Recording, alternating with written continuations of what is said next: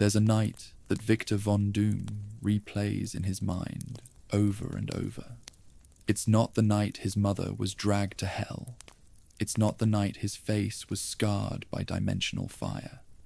It's the night his father froze to death in the Latverian mountains, giving his coat to his son so the boy could survive one more dawn. That night, young Victor learned 3 things: that authority destroys the good, that weakness is a death sentence, and that he would never, ever be at the mercy of another man's power again. This is the story of how a Romani orphan became the armored tyrant of Latveria, the sorcerer who challenged hell itself, and the man who briefly held the power of God, only to lose it because he was still, at his core, human. If you enjoy this video, please subscribe. Thank you. Victor von Doom was born into a Romani camp within the borders of Latveria, a small and secluded Eastern European country ruled by a cruel king. This was a land where the law was used as a weapon against the marginalized, and Victor's tribe, the Zefiro, lived under the constant shadow of state-sanctioned violence. From his earliest days, Victor watched his parents struggle against a system that treated their people like animals, taxing them into poverty and hunting them without mercy. He did not see the world as a place of wonder or opportunity, but as a hostile machine designed to crush those without the strength to resist. This environment forged a permanent belief in the young boy that power was the only currency that truly mattered in life, in leading him to realize that a world where order was enforced by him was the only alternative to the chaos suffered by the weak. The poverty of the Zefiro was absolute, and their survival often depended on their ability to stay one step ahead of the king's soldiers, who hunted them without rights under Latverian law. For Victor, the camp was not just a home, but a fortress of the unwanted, where he watched his parents fight against an oppressive system. He saw that the world was naturally chaotic, and that this chaos only served the interests of the powerful who could exploit it, while the weak were left to suffer. In his mind, the weakness of his people was not a choice, but a result of the lack of a strong leader to protect them from the whims of tyrants.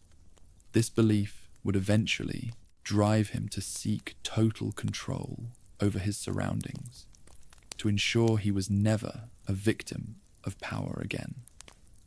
Victor's childhood was a series of lessons in the cold reality of persecution and the fragility of human life. He learned that being good or kind did not provide food or safety from the soldier's boots, observing instead that the powerful simply take what they want.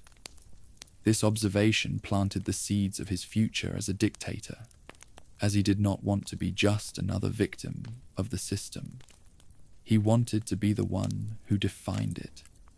He believed that if he could gain enough control, he could end the suffering of his people by replacing the random cruelty of the world with his own calculated and absolute authority.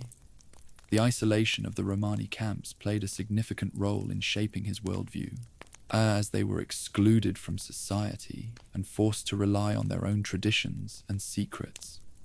Victor saw that the civilized world was actually a facade for greed and oppression, and he developed a deep disdain for the institutions of the time.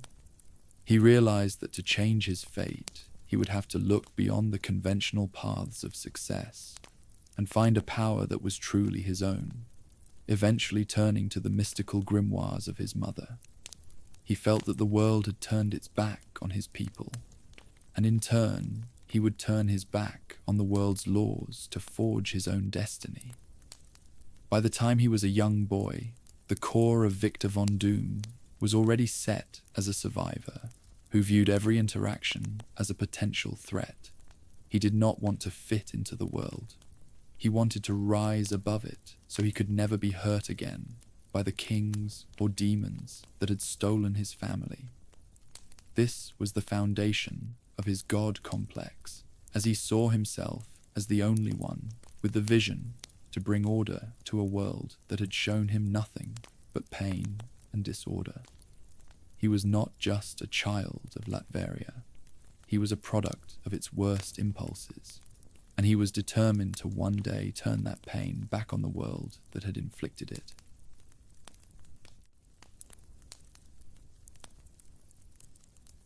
The duality of Victor's nature began with his mother, Cynthia Doom, a woman who practiced magic to protect her people from the king's soldiers.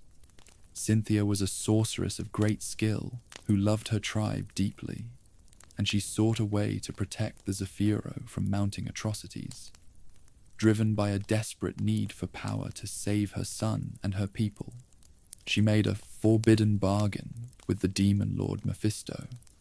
She believed she could control the dark forces to secure their safety, but the deal was a trap designed to claim her soul, leading to her magic turning against her and her spirit being dragged to hell.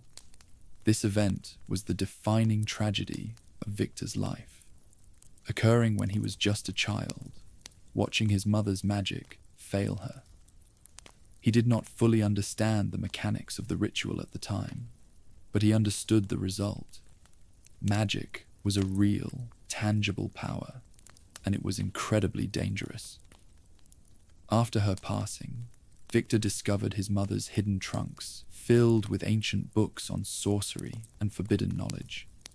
These books became his most prized possessions, and he spent his nights teaching himself to read the complex symbols and rituals she had left behind, to bend reality to his will. Cynthia's pact with Mephisto started Victor's lifelong obsession with defying the forces of hell to free her soul. He did not just want to learn magic for the sake of power. He wanted to become a master of the mystic arts, so he could one day challenge Mephisto and win back what was stolen. This goal became the secret engine of his ambition, driving him to combine his mother's sorcery with his own scientific inventions. He saw his mother as a martyr who had been cheated by a cosmic bully, and he vowed that he would never be tricked in the same way, seeking to master both science and magic to gain the upper hand. The discovery of the grimoires separated Victor from the other children in the camp, as he spent his time studying the dark arts while they played. He began to see himself as the heir to a secret legacy, destined for a greatness that few could comprehend through the combination of forbidden knowledge and scrap metal engineering.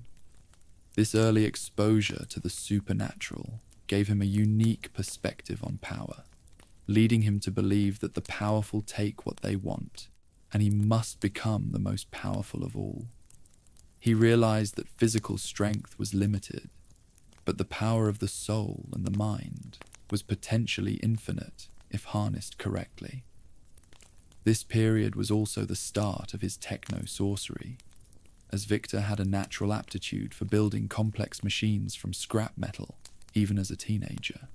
He began to wonder if he could use his inventions to focus and stabilize the volatile energy of his mother's spells, creating a hybrid of magic and technology that no one else understood.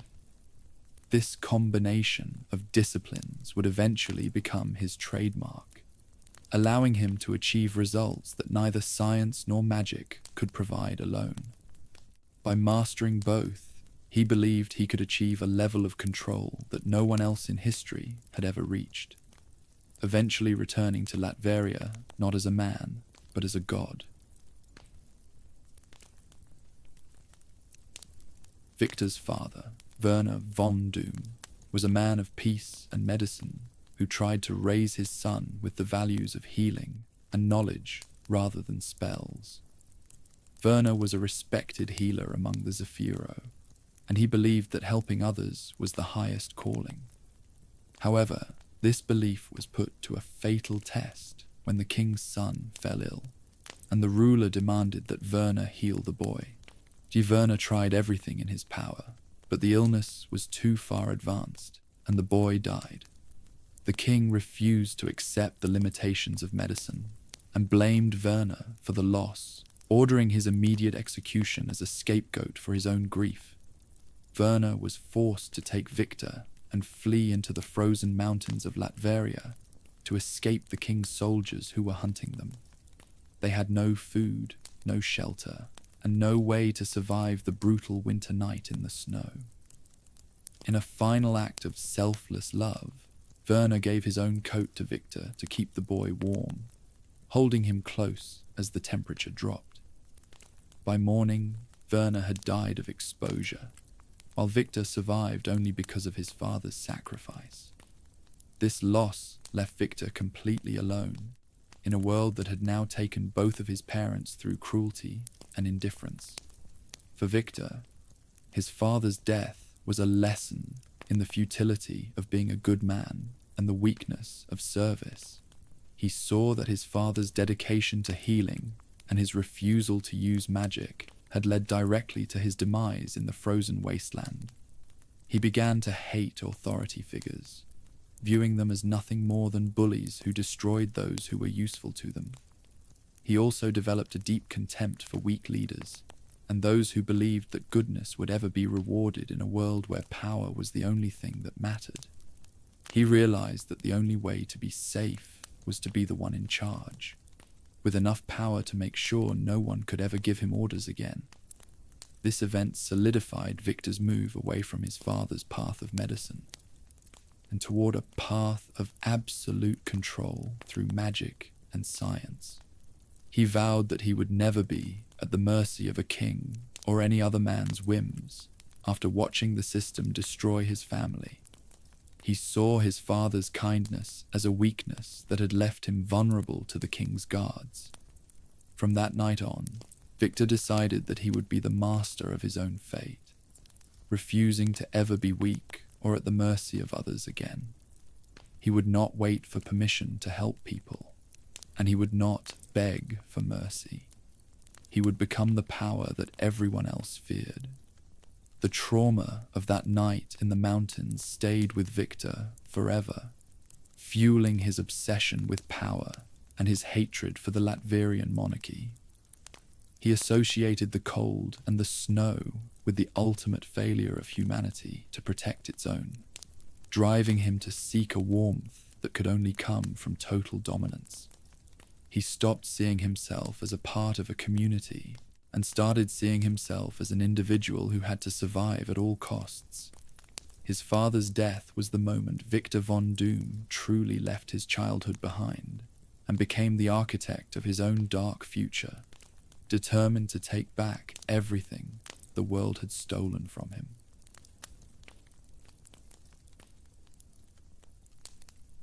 Following the deaths of his parents, Victor returned to the Romani camps, but he was no longer the same boy. He had become a recluse, spending all of his time either studying his mother's ancient texts or experimenting with the discarded machinery he found in junk heaps.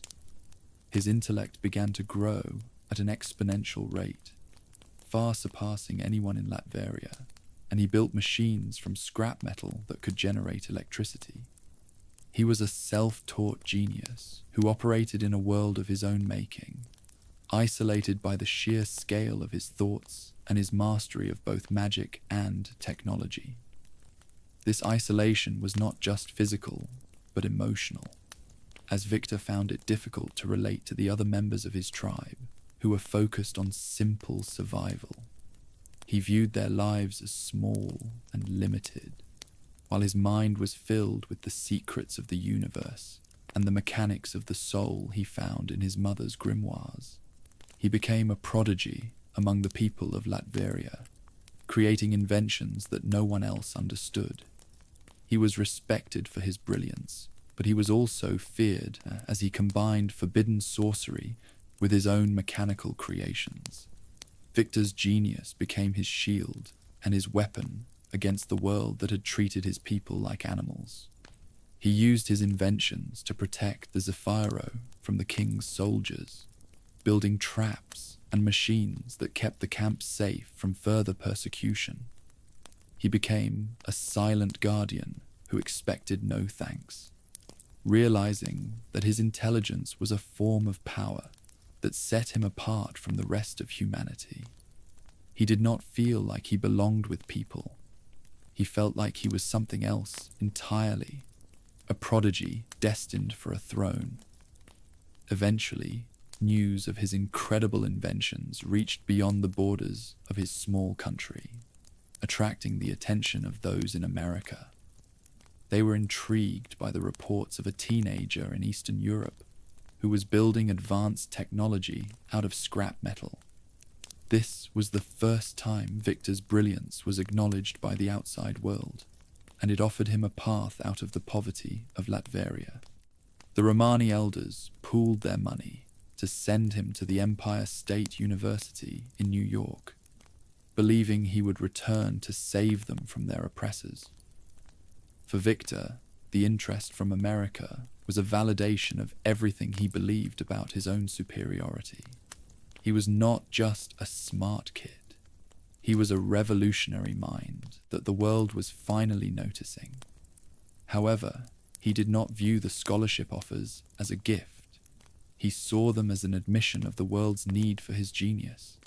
He prepared to leave his home, not with gratitude, but with the intention of taking everything the civilized world had to teach him and using it to fulfill his own grand designs. He was leaving the camps behind as a boy, but he vowed to return as a god. Victor arrived at Empire State University in New York City with a cold, pure impenetrable arrogance that immediately set him apart from the other students. He viewed his fellow students as intellectual toddlers who had been pampered by luxury and easy lives, lacking the drive that came from a childhood of persecution. To him, the university was just a collection of resources that he would soon outgrow, and he did not care about making friends or fitting into the social life of the campus. He was there for one reason: to master the cutting edge of modern science and surpass it. The professors at the university were immediately intimidated by Victor's intellect, recognizing his genius, but also his massive ego. He would often challenge the material and prove he was smarter than everyone in the room, refusing to play by the academic rules that others followed. His presence on campus was like a storm. He focused entirely on his own research into areas that most scientists considered impossible. He was the top student in every class, and he made sure everyone knew that he was there to dominate, not to learn as a subordinate. It was during this time that Victor encountered the only other student who could truly challenge him, Reed Richards. Reed was a physics prodigy from California, but unlike Victor, he was humble, curious, and collaborative. While Victor saw knowledge as a weapon to be hoarded and used for personal power, Reed saw it as a tool for the benefit of all humanity.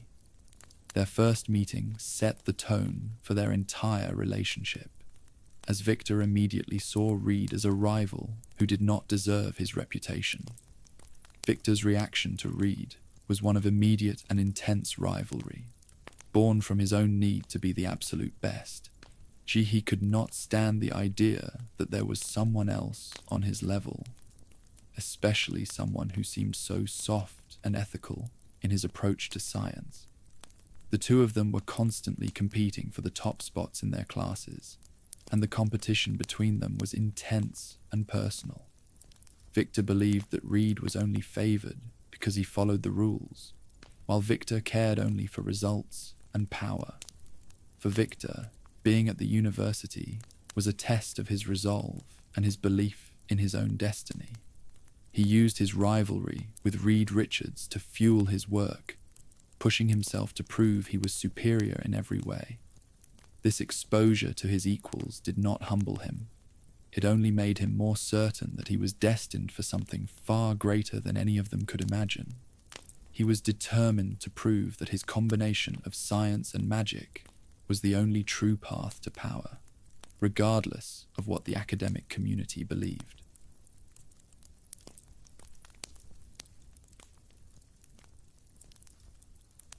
The rivalry between Victor and Reed moved from the classroom to the laboratory as Victor began work on his most ambitious project yet, a machine to pierce the barrier between dimensions.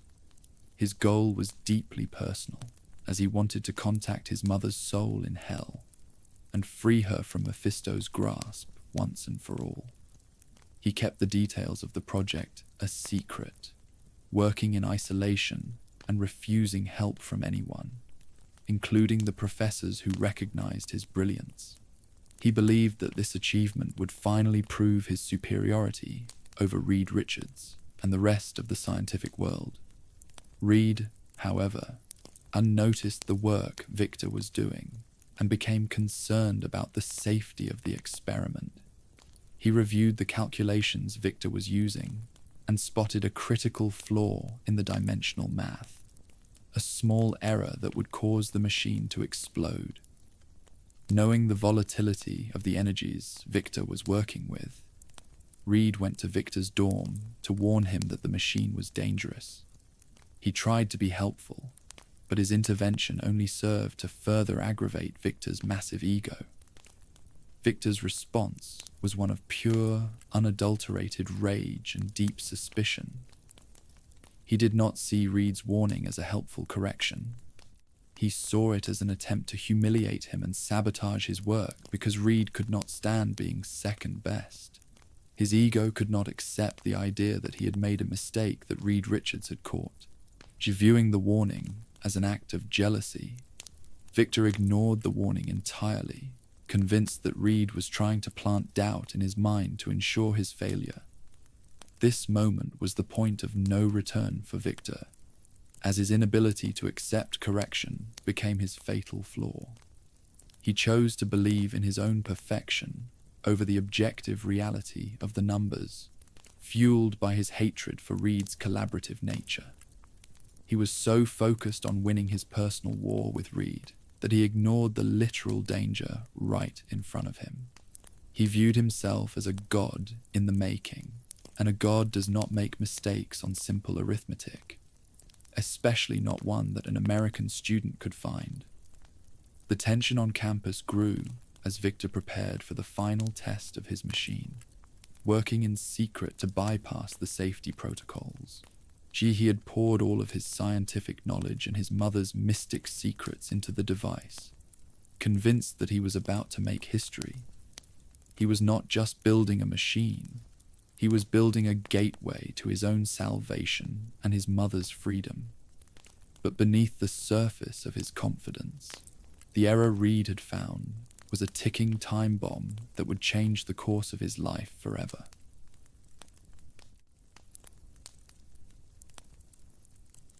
The night of the experiment, Victor activated the machine alone in his dormitory laboratory.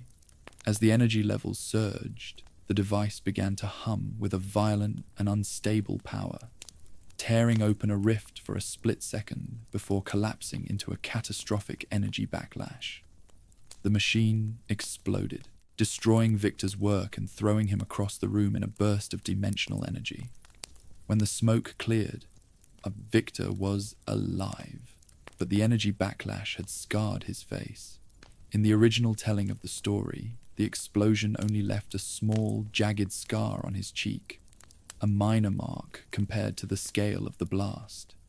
However, to a man as vain and obsessed with perfection as Victor von Doom, this blemish was a total catastrophe that signaled the end of his perfection.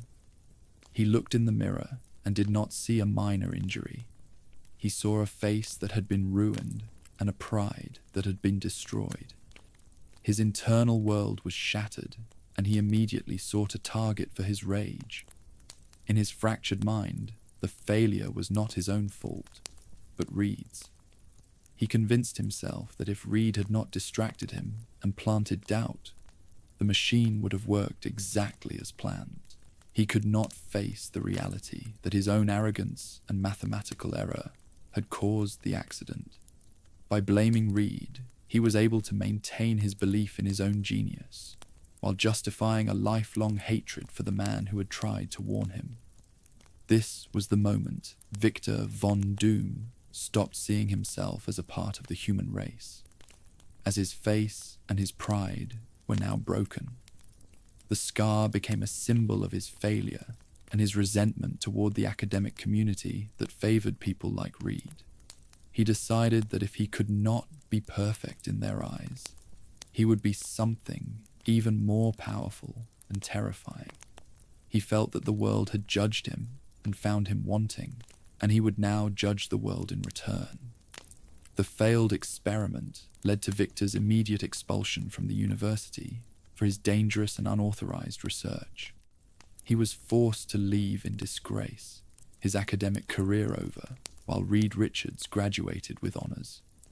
As he packed his belongings, his mind was already turning toward a darker path that science alone could not provide. He was done with the limited science of the West and was going to find a way to hide his shame and rebuild his power elsewhere.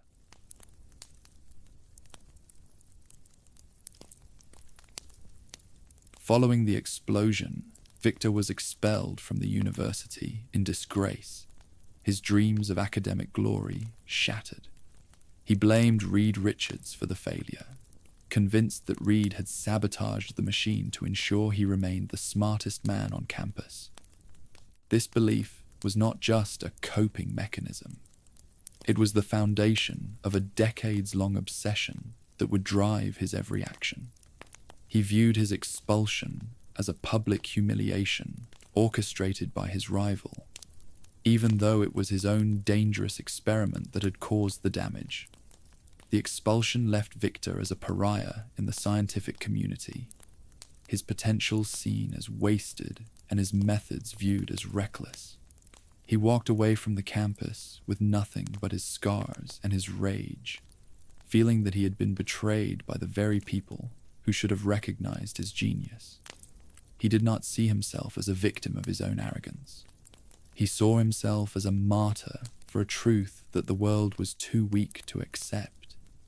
He believed that the university system was just another tool used by people like Reed to hold back those with true vision.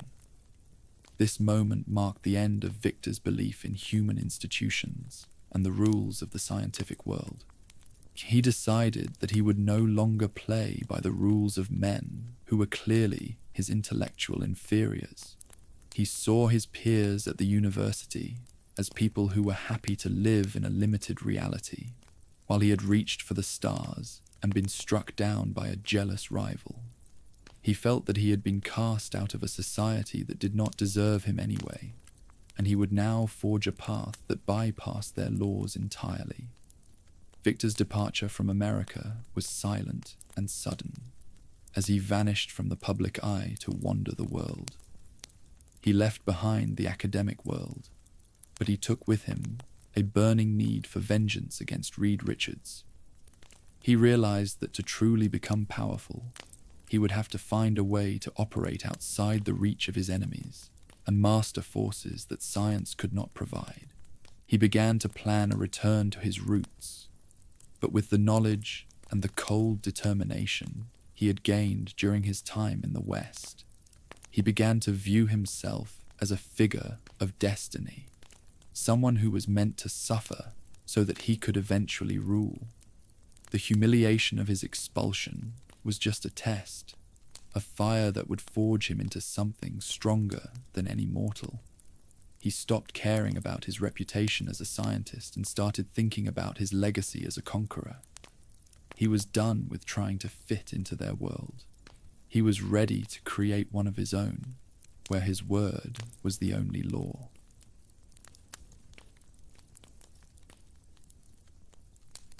Victor vanished from the civilized world, traveling to places where science and technology were unknown. He traveled the globe, seeking a power that science could not explain.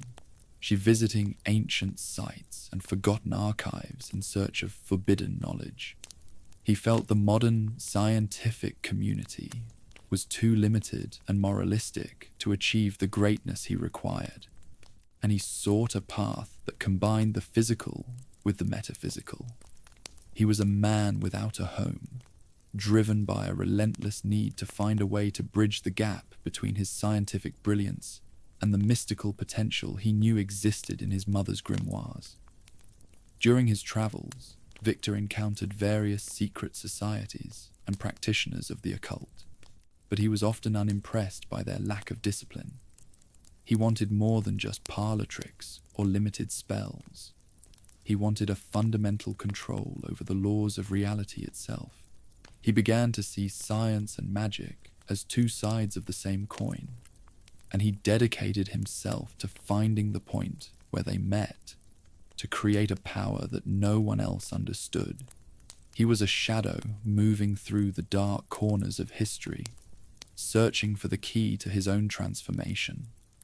His exile was a period of intense intellectual growth and spiritual hardening, as he lived in isolation to focus entirely on his goal. He lived in poverty, much like he had as a child, but this time it was a chosen path to strip away the distractions of the world. He became a master of his own mind, learning to endure physical and mental hardships that would have broken a lesser man, all while fueling his hatred for Reed Richards. He was preparing for a return that would shock the world, but he knew he was not yet ready to face his enemies. Victor's disdain for humanity grew during this time, as he saw the rest of the world as a collection of short-sighted fools. He believed that only he had the strength to look into the abyss and come back with the power to change it according to his own will. He was no longer seeking a place in the scientific community. He was seeking a place above it, where he would be the one to dictate the truth. He was done with being a student. He was ready to become a master of everything. His journey eventually pointed him toward the east, to a place where the barrier between worlds was said to be thin. He had heard whispers of an order that possessed the secrets he sought, and he set out for the Himalayas to find them. He was leaving behind the last vestiges of his life as Victor von Doom, the disgraced scientist, and was becoming something much more dangerous. He was a seeker of absolute power, and he would not stop until he found the means to reclaim his pride and destroy his rivals.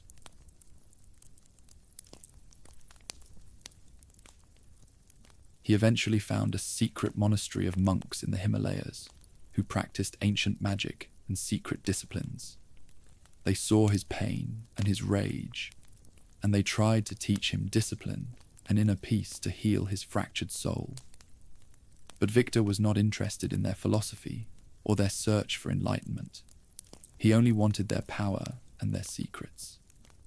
He stayed with them long enough to master their ancient arts faster than any before him, proving his terrifying capability. Once he had learned everything they had to teach, Victor betrayed the monks and took command of their order through sheer force of will. He stole their sacred texts and their artifacts, viewing them as nothing more than resources for his own grand designs. He was no longer just a student of magic. He was a conqueror who had subjugated an entire order of sorcerers to serve his needs. He forced them to help him construct the tools of his transformation, integrating their mystical knowledge with his own scientific designs. The environment of the Himalayas provided the isolation Victor needed for his final metamorphosis, away from the prying eyes of the world. He spent months in meditation and study, his intellect and his mystical potential merging into a single, terrifying force that no one else could comprehend. He was no longer just a scientist or a sorcerer.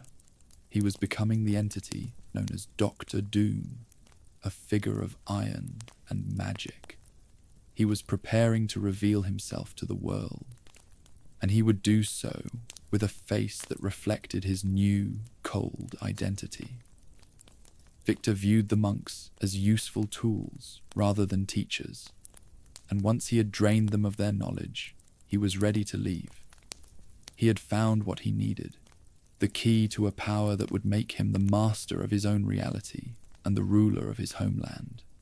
He was done with his period of exile and was ready to return to Latveria to reclaim the throne that had been stolen from his family. He was no longer a man seeking a career. He was a sovereign seeking his kingdom. His departure from the monastery was the final step in his journey of self-creation, as he prepared to return to the world as a conqueror. He had traveled from the camps of Latveria to the universities of America, and finally to the peaks of Tibet, and each step being a part of a design he had been building since childhood. He was now ready to reveal himself to the world, and he would do so with a face of iron and a heart of cold, calculated fire. He was coming back for everything they had taken, and he would not stop until he was a god. The armor was forged in a mystical furnace deep within a hidden monastery in the Himalayas. Victor had traveled to Tibet, searching for knowledge that science alone couldn't provide, finding a secret order of monks who practiced ancient disciplines.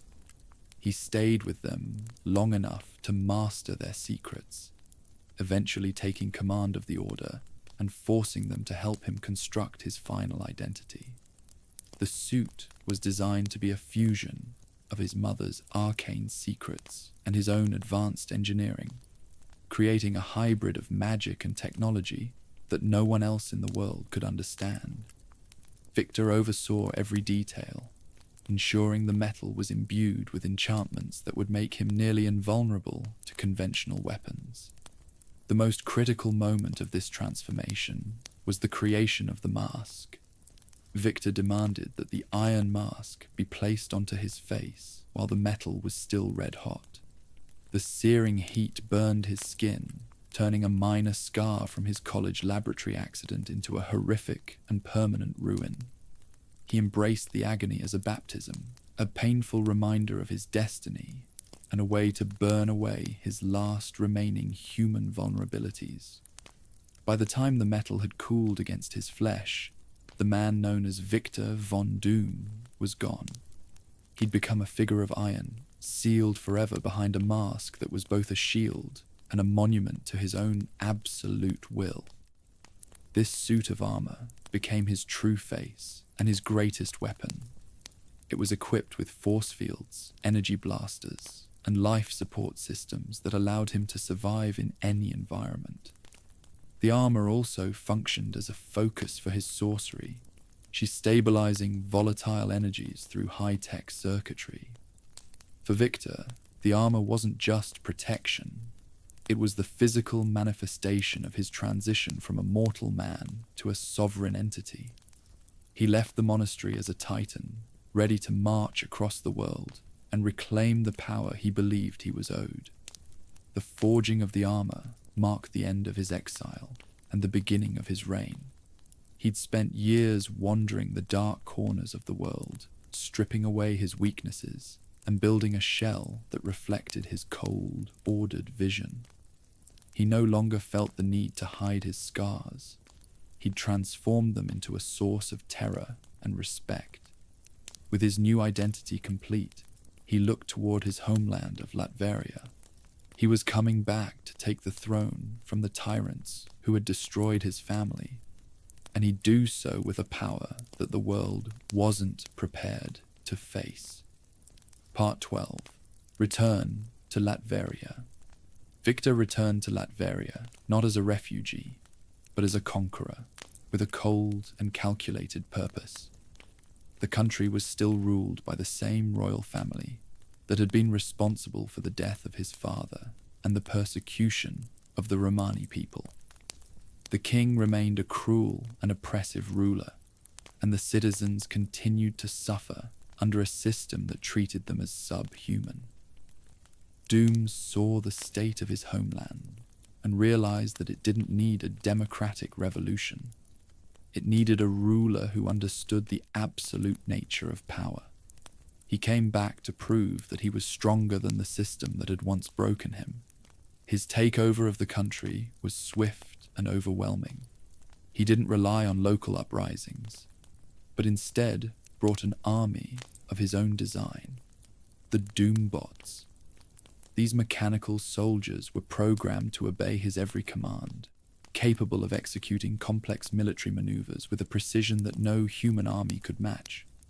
He also used his mastery of sorcery to manipulate the nobles of the royal court, sowing discord and turning the king's advisors against one another. The Latverian forces were completely outmatched by Doom's technology, which was decades ahead of anything they possessed. When the time was right, Doom marched on the capital and overthrew the royal family within days. He stood in the throne room and declared himself the absolute ruler of the nation. He didn't take the title of king or president, preferring to be known simply as Doom. He immediately renamed the capital and began the process of nationalizing every resource in the country. To the outside world, it was a brutal military coup, but to Doom, it was the reclamation of a land that had been stained by the blood of his ancestors. The return of the Romani boy as an iron dictator was a shock to the survivors of his tribe. Doom didn't seek their love or their approval. He demanded their loyalty. He treated the entire population as his subjects, owing them a life of order and safety in exchange for their total obedience. He'd fulfilled the vow he made in the frozen mountains as a child. He would never again be at the mercy of another man's authority. Latveria was now his, and he'd transform it into a fortress where he could prepare for the eventual conquest of the rest of the world. Part 13. Establishing Doom's rule. Under the absolute rule of Dr. Doom, Latveria underwent a transformation that was as rapid as it was efficient.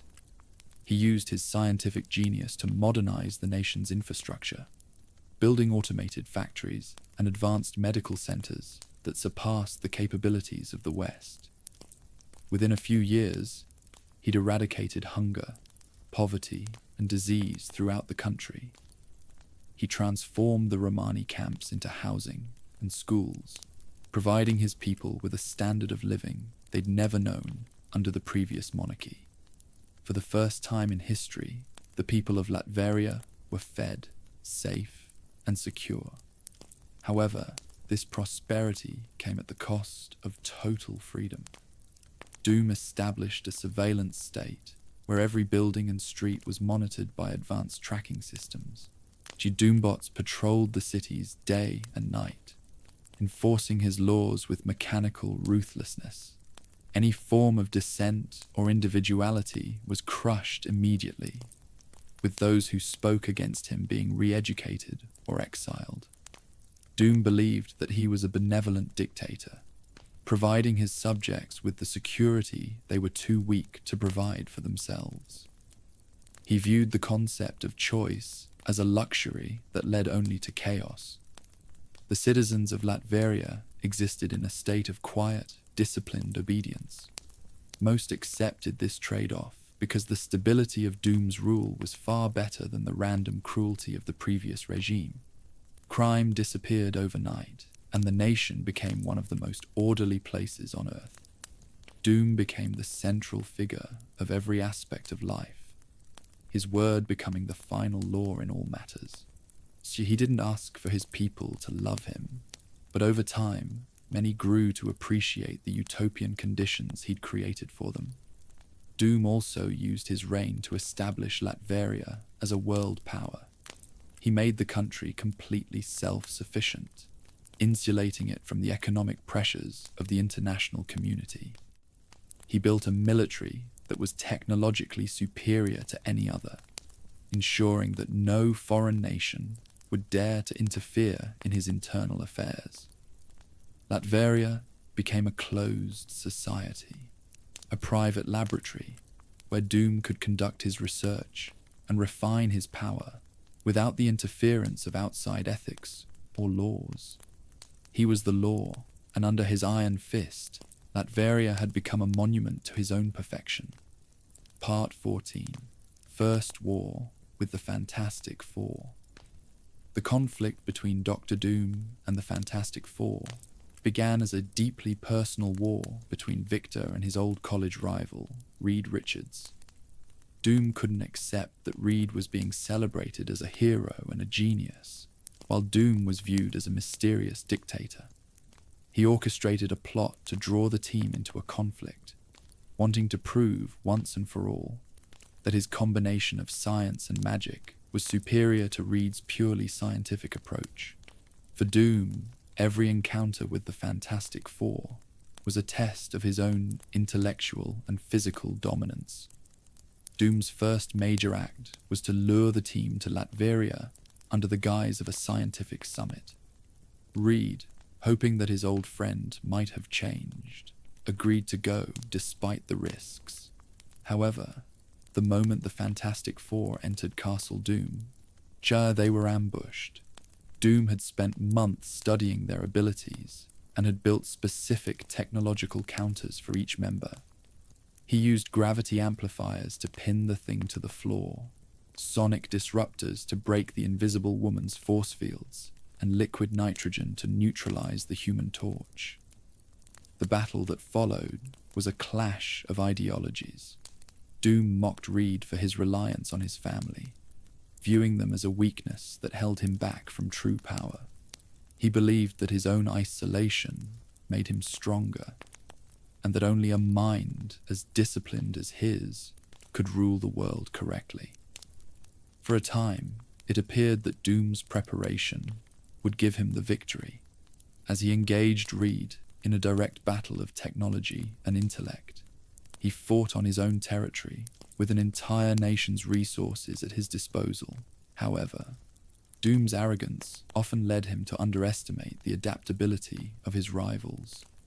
Reed Richards used his stretching powers in ways Doom hadn't predicted, turning his own body into a weapon, while his team fought back with unexpected coordination.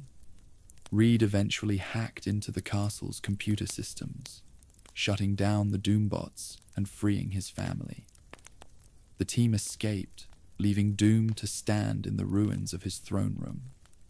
This defeat only intensified Doom's hatred, as he blamed Reed for ruining his perfect plan. The war was far from over. It was only the beginning of a cycle of revenge that would span decades. Part 15. Doom's Code of Honor. One of the most complex aspects of Dr. Doom's character is his strict adherence to a personal code of honor, which separates him from common criminals. Doom views himself as a nobleman of the highest order and treats his word as a binding contract. He believes that a man who can't keep his promises is no better than an animal, and he has a profound disdain for those who use deception for petty gains. If he gives his word that he won't harm a guest or that he'll assist in a common cause, he'll fulfill that promise to the letter, regardless of the personal cost. This code often leads to unexpected alliances between Doom and his enemies. He's occasionally fought alongside the Fantastic Four or the Avengers, because his sense of honor demanded that he repay a debt or protect the world from a threat to reality itself.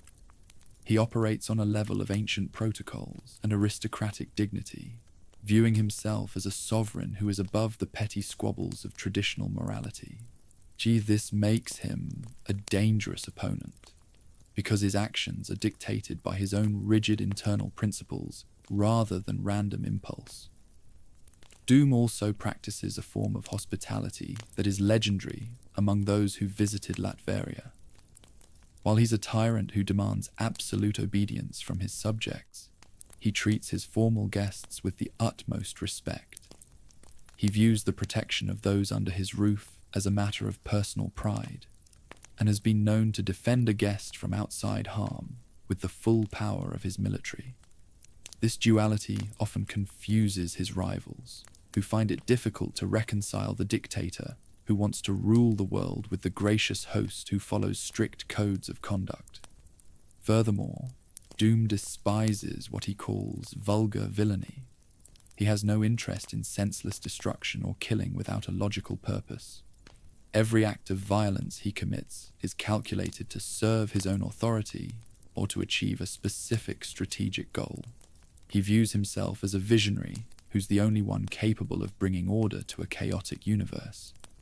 In Doom's mind, his rule isn't an act of evil, but a necessary service to humanity.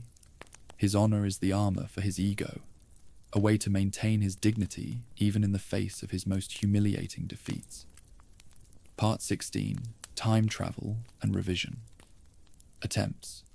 Dr. Doom was the first human in modern history to master the complexities of time travel, an achievement he considers far superior to anything Reed Richards has accomplished. He built the Doom Time Platform, a device that allowed him to travel to any point in history with perfect accuracy. Initially, he used the platform to search for ancient artifacts and mystical knowledge that could bolster his power in the present. He viewed the past as a resource to be mined, believing that the laws of physics shouldn't limit a mind as great as his. The time platform eventually became a tool for his obsession with revisionism. Doom spent years attempting to go back in time to prevent the laboratory accident that had scarred his face and led to his expulsion from university. He believed that if he could erase that moment of failure, he could reclaim the life that had been stolen from him and rule the world as a perfect man. But no matter how many times he tried to alter the past, he found that history resisted his attempts at minor corrections, often leading to even greater complications. During these journeys, Doom encountered various versions of himself and historical figures, leading to a deeper understanding of the nature of destiny. He eventually realized that his failures were just as important as his successes in forging the man he'd become. He saw that without the accident and the exile, he'd never have traveled to Tibet or forged the armor that made him a sovereign. This realization was a bitter pill for his ego to swallow, but it also gave him a sense of purpose that made him even more dangerous. Doom stopped trying to fix his own past and began using time travel to ensure his future dominance. He's used the platform to witness the end of the world and to gain a perspective on reality that no other mortal possesses. He realized that time isn't a line, but a field of possibilities that only he could hope to navigate. His time travel is a testament to his refusal to be limited by any force in the universe. He remains the only man who's peered into the depths of time and returned with his ambition fully intact. Part 17. Attempts to save his mother. The most enduring and personal mission of Dr. Doom's life has been his repeated attempts to rescue the soul of his mother, Cynthia, from the clutches of Mephisto. Every year, on Midsummer's Eve, Doom performs a ritual that allows him to travel to the realm of hell, to duel the demon lord for his mother's freedom. For decades, he faced Mephisto alone, using every ounce of his scientific and mystical power to break the contract that had damned her spirit. And for decades, he failed, returning to Earth beaten but refusing to give up his quest. These yearly duels were a secret from the rest of the world, a private agony that Doom endured to honor the woman who'd given him his first taste of magic. He viewed his failure to save her as his greatest shame, far outweighing his rivalry with Reed Richards. He spent his nights refining his sorcery and building new weapons specifically designed to hurt immortal beings, all in the hope that the next duel would be the one where he finally won back her soul. Eventually, Doom realized that he couldn't defeat Mephisto through brute force alone. He needed a partner who understood the deeper laws of the mystical arts, leading him to occasionally work with other practitioners of magic.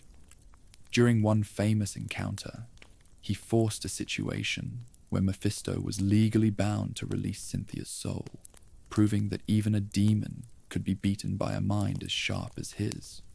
He used his tactical brilliance to navigate the dangerous politics of the underworld, finally achieving the goal he'd set for himself as a child. The rescue of his mother was a bittersweet victory for Doom. To win her freedom, he had to accept that she might view him as a monster for the things he'd done to gain such power. She was freed from hell and ascended to a higher plane of existence, but she did so while rejecting the path her son had chosen. Doom accepted this trade-off with a cold stoicism, believing that her safety was worth her eternal hatred. It was a final, tragic sacrifice that underscored the loneliness of his path to power. Part 18. Doom and the Mystic Arts. Doctor. Doom is considered to be one of the most powerful sorcerers on Earth, trailing only behind the world's greatest mystical masters. His journey into the mystic arts began with his mother's grimoires, but he expanded his knowledge by traveling to hidden corners of the world and learning from ancient orders. He doesn't view magic as a spiritual discipline, but as another form of science that operates on laws that the modern world has simply forgotten. To Doom, a spell is just an equation with a more volatile and dangerous set of variables. His style of magic is a unique blend of arcane rituals and high-tech stabilization. He uses the advanced computers in his armor to calculate the precise timing of mystical alignments, allowing him to perform spells that would be impossible for a traditional sorcerer. This combination makes his magic incredibly efficient and difficult to counter, as it lacks the human error that often plagues other practitioners. He's bridged the gap between dimensions, using devices that combine the best of both worlds. Doom was once a serious candidate for the title of the world's ultimate mystical protector.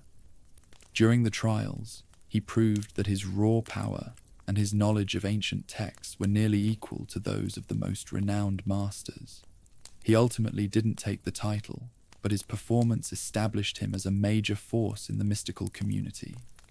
He viewed the experience with his usual contempt, believing that he was above the need for any formal recognition from his peers. His mastery of magic has allowed him to face some of the most powerful entities in the universe. He's challenged demons, battled celestial beings, and held his own against the abstracts of reality. He treats magic as a tool for his own advancement, using it to enhance his armor, prolong his life, and protect his kingdom. For Doom, the mystic arts are the ultimate expression of the mind's ability to dominate the physical world, and he continues to search for new secrets that'll give him an edge over his rivals. Part 19. Doombots and Paranoia.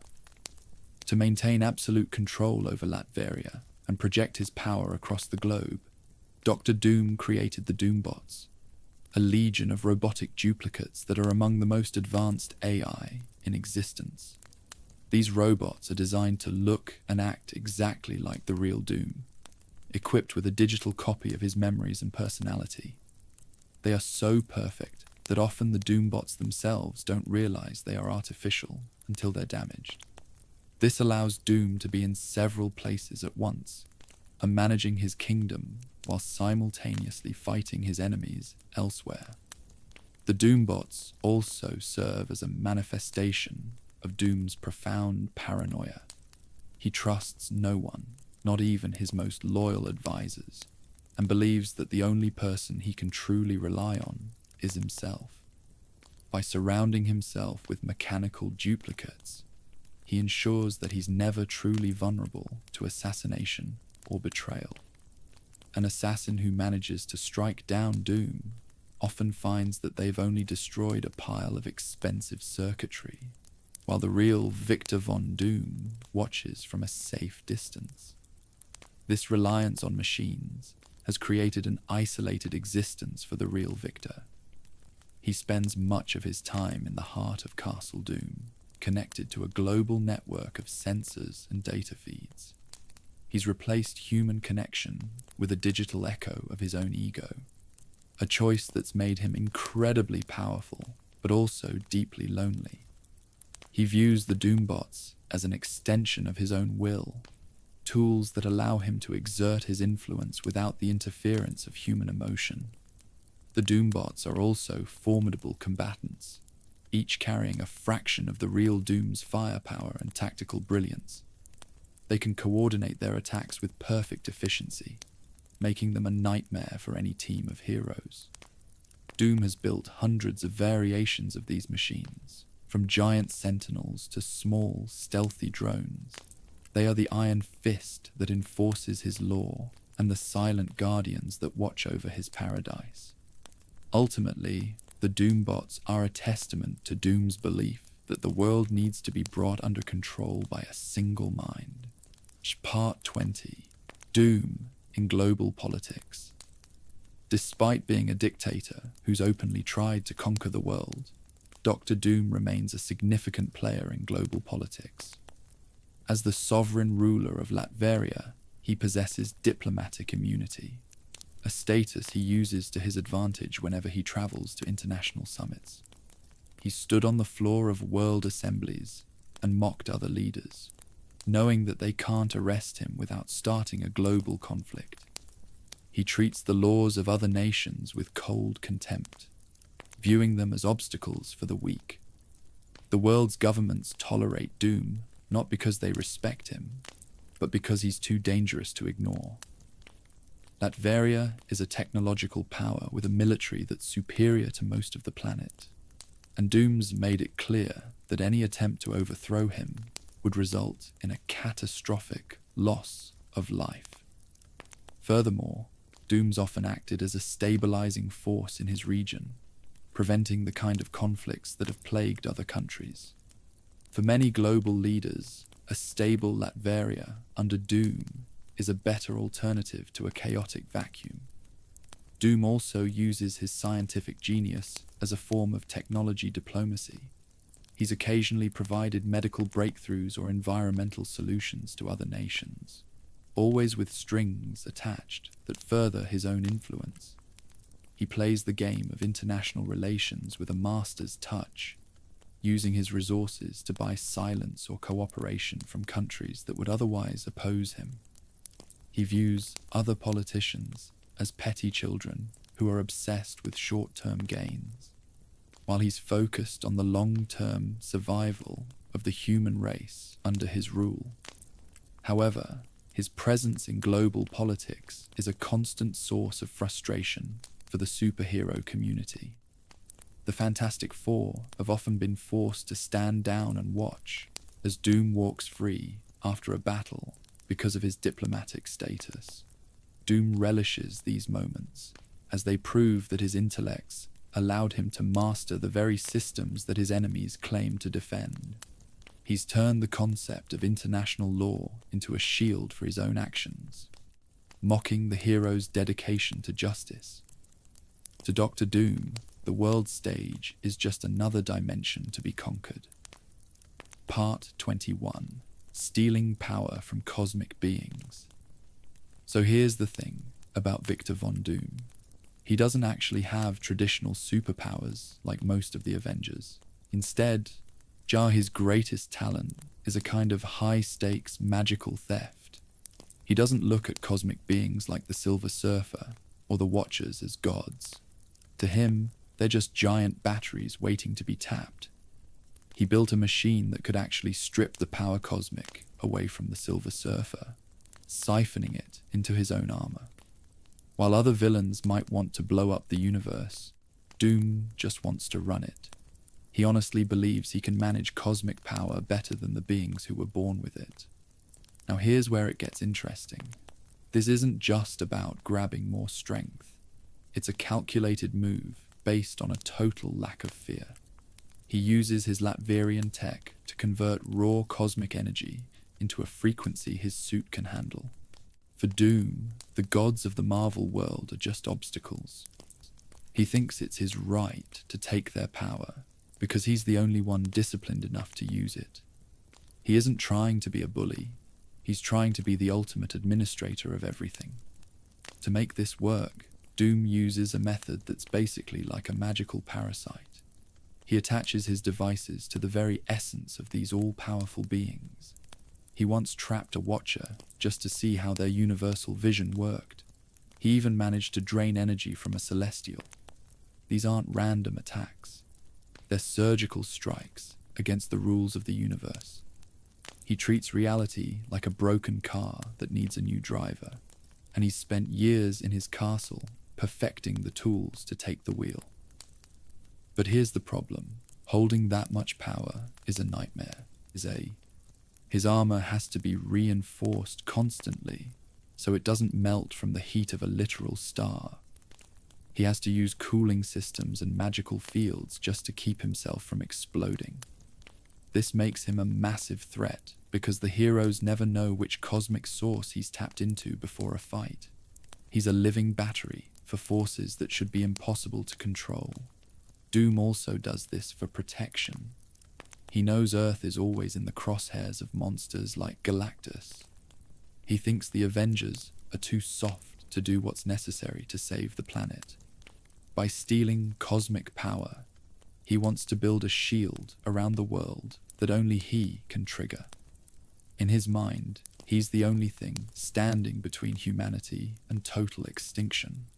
He's willing to become a monster if it means the world survives. It's all about rejecting the idea that he's just a normal man. He refuses to be a small part of someone else's plan. He wants to be the one drawing the blueprints. He spent decades watching the stars, waiting for the right moment to jump out and take what he wants. For Victor, there's no such thing as a god. There's only a power source he hasn't figured out how to plug into yet. Part 22, Doom and the Beyonder. During the first Secret Wars in 1984, Doom found himself on a patchwork planet called Battleworld. An all-powerful being called the Beyonder had kidnapped the world's greatest heroes and villains to watch them fight. While everyone else was busy brawling, Doom was busy thinking. He realized the Beyonder was actually pretty naive. He didn't care about winning a fight. He wanted the Beyonder's actual power. He spent his time scanning the planet, looking for a way to break into the source of that infinite energy. He used technology he'd stolen from Galactus and mixed it with his own spells to build a siphoning machine. It was a huge gamble, but it worked. Doom absorbed the Beyonder's power and became a god. For a moment, he was the most powerful thing in the universe. He called himself God Emperor Doom. He could change reality just by thinking about it. This was the ultimate win for him. It proved everything he'd ever said about his own destiny. The first thing he did with his new god powers was fix his own face. He looked in a mirror and saw himself without any scars. For the first time in his life, the rage was gone because he felt perfect. He looked down at the heroes like they were tiny insects. He offered them a world without war if they would just admit he was the boss. He'd finally climbed to the top of the mountain he'd been looking at since he was a kid in Latveria. It seemed like the Beyonder was just gone, swallowed up by Doom's ego.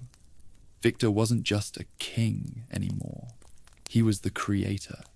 He started cleaning up the mess on Battleworld. He stopped the fighting and ended hunger. He wanted to show the Avengers that a dictator could fix the world faster than a team of heroes. It was a massive victory that made him the biggest threat the Marvel Universe had ever seen. The heroes couldn't just let him rule, even if things were peaceful. They organized a final stand, but Doom didn't even see them as a threat. He was more worried about the mental strain of being a god. He realized that holding that much energy was starting to mess with his head. The infinite power was actually making it hard for him to stay sane. It was a lot more work than he expected. This was a major turning point for him. He'd proven that a mortal man could actually steal the power of the Absolute. Even if it was temporary, that memory would never leave him. It changed his whole outlook. He didn't just want to rule a country anymore. He wanted to rule existence itself. The 1984 Secret Wars turned him from a villain into something much bigger.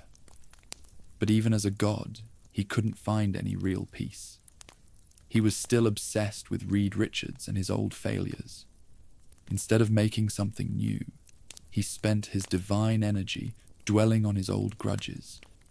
It proved that even with the power of a god, he still had the soul of a man. His own personality was the one thing he couldn't fix with a snap of his fingers. Part 23. Loss of absolute power. Doom eventually lost his god powers, but not because someone beat him in a fight. He lost them because he doubted himself. Even with all that energy, his brain couldn't stop thinking like a scarred, broken kid from the mountains.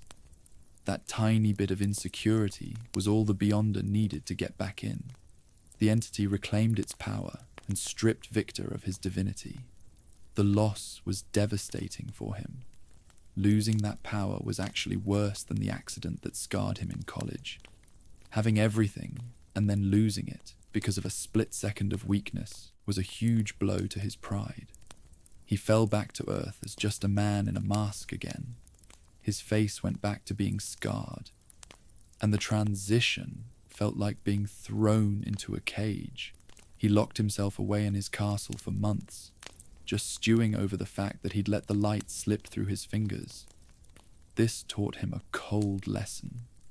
Power is useless if your mind isn't strong enough to hold on to it. He realized his own feelings were his biggest enemy. For the next few years, he focused on mental discipline and darker magic. He vowed that the next time he became a god, he wouldn't let his human side ruin it. He became even colder and stopped letting anyone get close to him. The Beyonder taking its power back also showed him that cosmic beings were harder to handle than he thought. He needed to understand the basic rules of reality on a deeper level. He started studying the multiverse, looking for the secrets of how everything was put together. This wasn't just a hobby. It was a long-term plan. He wasn't looking for a quick ego boost anymore. He was playing the long game. Now here's the thing. While the heroes were celebrating, Reed Richards was actually worried. He saw that Victor had actually succeeded in becoming a god, and he knew his rival would never stop trying to do it again. The stakes of their rivalry went through the roof. It wasn't just a science competition anymore. It was a race to see who would control the future of reality. Back in Latveria, Doom made things even stricter. He turned his whole country into a giant research lab. He wanted his people to remember the time their leader ruled the stars, so he built massive monuments to his short reign. He was trying to look strong, to hide the fact that he was still reeling from the loss. He was a king without a crown, but he was already drawing up the plans for his next one. This whole period was basically a dark night for Victor's soul. He'd been to the top and got kicked off. Most people would have quit, but Doom just used the pain as fuel. He accepted the scar on his face as a reminder that he still had work to do. He wasn't going to stop until the whole multiverse admitted he was the master. Losing that power was just the first step on his real path. Part 24. The Multiversal Incursions. Years later, Doom found a problem that the Avengers couldn't handle. He realized the whole multiverse was actually dying. Different versions of Earth were colliding with each other, and when they hit, both universes were wiped out. While the heroes spent all their time arguing about whether it was okay to blow up another planet to save their own, Doom just got to work. He realized the basic rules of reality were breaking down because of the people who built the universe in the first place. He discovered that a race of all-powerful aliens, called the Beyonders, were planning to wipe out everything as a big experiment. They'd planted a living bomb in every universe, and that bomb was a man named Owen Reese, also known as the Molecule Man. Doom saw that the heroes were just fighting the symptoms. He decided to go after the cause. He figured if everything was going to die, he should be the one to pick what survived. He spent years hopping between different worlds, gathering intel and making secret plans. He knew he couldn't fight these aliens in a straight match, so he played a much more complicated game. He started a cult to help him track the collisions and began harvesting versions of the Molecule Man from different realities. He was operating on a level that Reed Richards didn't even know existed. He was sacrificing whole worlds just to build a defense for the final moment of time. So here's where it gets dark. Doom was basically acting as a multiversal executioner. He was killing billions to save a tiny handful of survivors. He didn't ask anyone's permission, and he didn't explain himself. He knew the heroes would think he was a monster, and he was fine with that. To him, their morals were just a distraction that the dying world couldn't afford. He felt a grim pride in being the only one with the stomach to do the job. As the collisions got worse, only a few universes were left. The heroes of the main Marvel world ended up in a total war with other realities. Doom just stayed in the shadows, finishing his plan with a few people he actually trusted. He'd built a weapon that could grab the power of those all-powerful aliens right when they went to finish their experiment. He was just waiting for the end of everything, so he could be the one to restart it. This was the ultimate test for his ego. He truly believed only he had the vision to fix the apocalypse. He watched his rivals fail to find an answer because their ethics kept them from making the hard choices.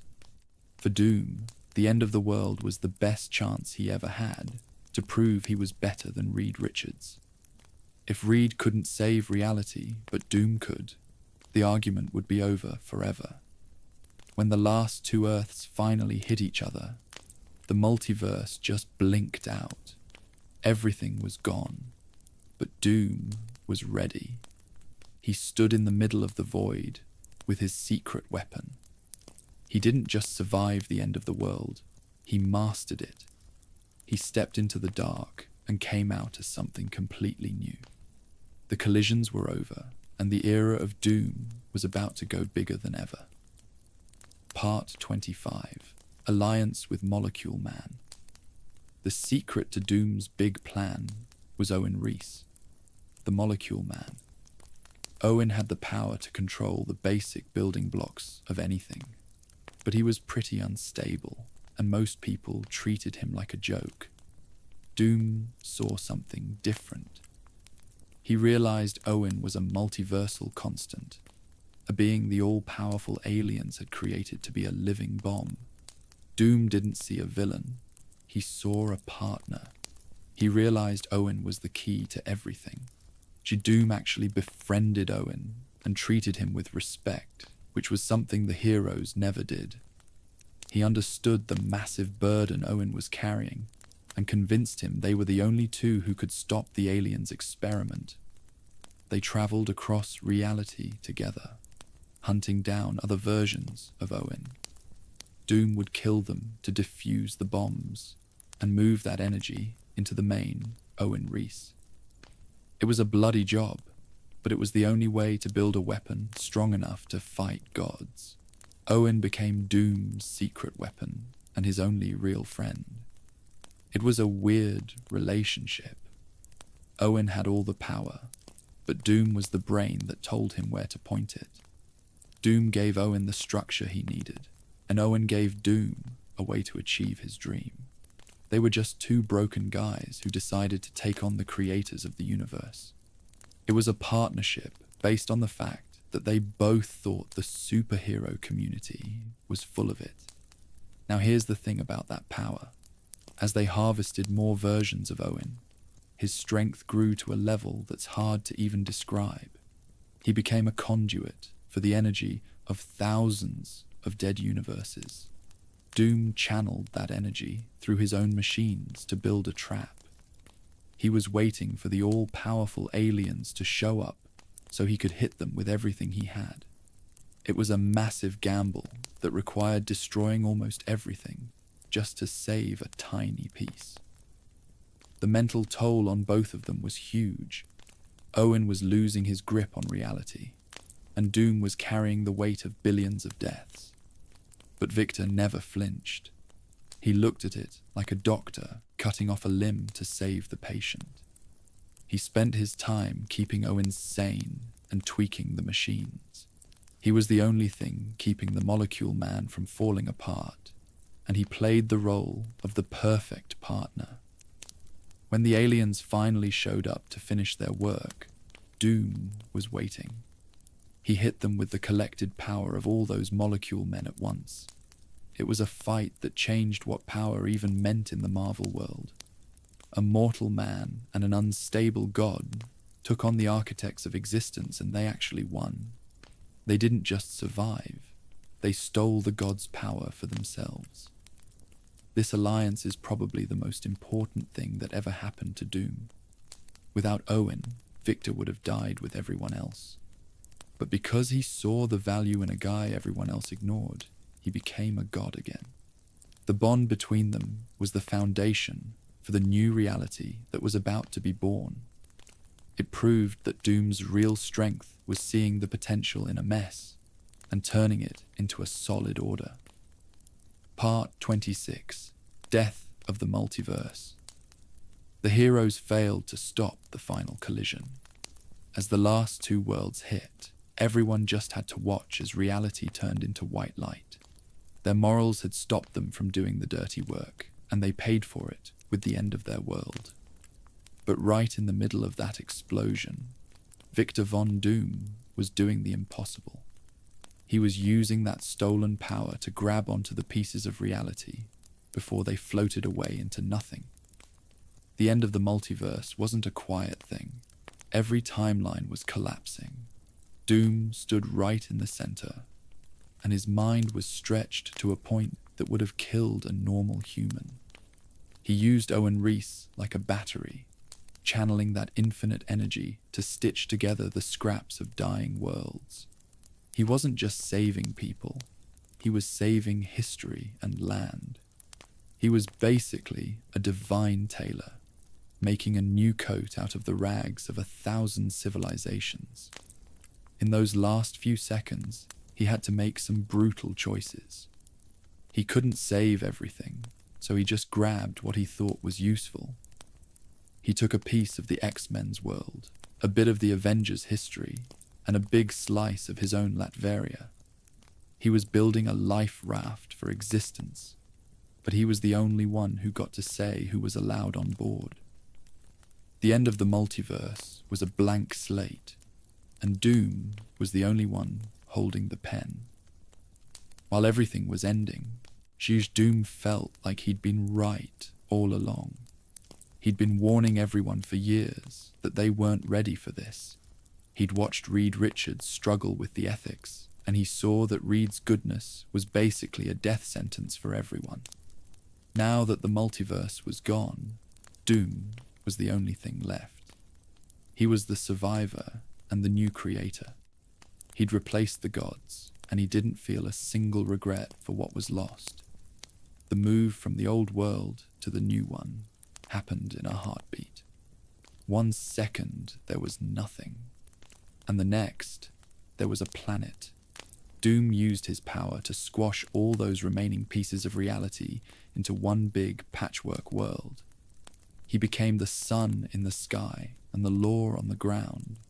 He'd succeeded where every other being in history had failed. He'd survived the end of time itself. For the few people who made it through the end in hidden pockets, the new world was a massive shock. They woke up in a place where their old history was gone, replaced by a story about a god who had saved them from the dark. Doom had rewritten the whole narrative of existence to put himself in the middle. He wasn't just a king, he was the source of everything. The death of the multiverse was the end of the world as we knew it, but for Victor, it was his best day ever. This event proved that Doom was the most capable guy in the room. He didn't just steal power, he used it to build something that dwarfed everything the old gods had done. He showed that when the world is ending, you don't need a hero with a cape. You need a dictator with a plan. The end of the multiverse was a tragedy, but in Doom's hands, it became a monument to his own will. Part 27. Creation of Battleworld. Using that stolen power, Doom saved the pieces of dying worlds and sewed them together into a planet called Battleworld. This wasn't a normal planet, it was a patchwork of different zones. There was a zone for zombies, a zone where a civil war never ended, and a perfect version of Latveria. Doom was the center of it all. He sat on a throne made of the roots of a world tree, holding the whole planet together just by thinking about it. Battleworld was a monument to Doom's love for order. He set up a strict hierarchy to run the different zones and picked leaders to rule in his name. He even created a police force called the Thor Corps, made of different versions of Thor from across reality, to keep the peace and watch the borders. The people living there had their memories messed with, so they believed Doom had always been their god. Most of them didn't even remember the old world existed. The creation of this world was a massive act of will. Doom had to keep the air pressure, the gravity, and the land itself stable through his connection to the Molecule Man. He literally became the sun, hanging in the sky to give light to everyone. Every single breath anyone took on Battleworld was a gift from Victor.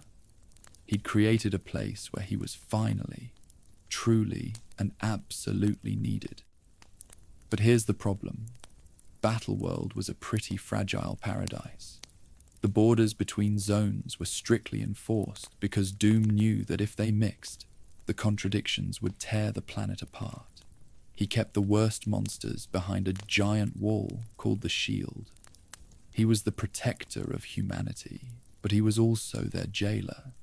He'd created a world where you were safe, but only if you didn't care about the truth or being free.